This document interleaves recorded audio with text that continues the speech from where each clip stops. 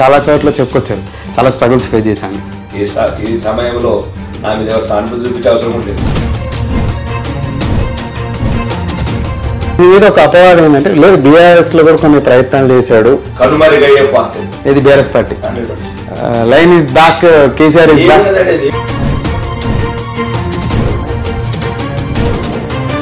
మమ్మల్ని సంపత్తి అంటున్నాము, పాత పరిస్థితులు మా చెల్లెలు అక్కని గాజులు బట్టలతో మోబాయిల్ పట్టడము, రంపాల మీద ఆడబిడ్డలు కోసినట్టు కొయ్య తగ్గడము. మరి ఏ దేశం వాళ్ళు చెప్పండి, నువ్వు చెప్పు.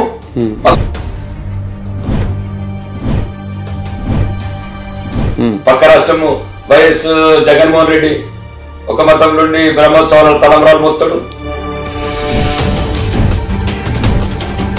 కొన్ని తనకు సంబంధించిన వ్యాపారాల అనుమతుల కోసం దొరకకపోతే ఈ విధంగా అని చెప్పేసాను.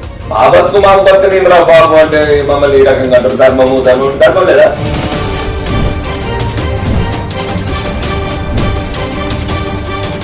రాకేష్ రెడ్డి గారికి 3 టైం లేదా? పెద్ద ఎత్తున జీవన్ రెడ్డి గారి మీద ఇచ్చేస్తా ఉన్నారు, కేసీఆర్ కుటుంబం మాట్లాడుతాను. రేవంత్ రెడ్డి గారిని కూడా ఇప్పుడు మీ నియోజకవర్గానికి సంబంధించిన నియోజకవర్గ నాయకులు అనుకోకుండా రేవంత్ రెడ్డి నువ్వేంటి ఏం చెప్తామని మాట్లాడుతాను.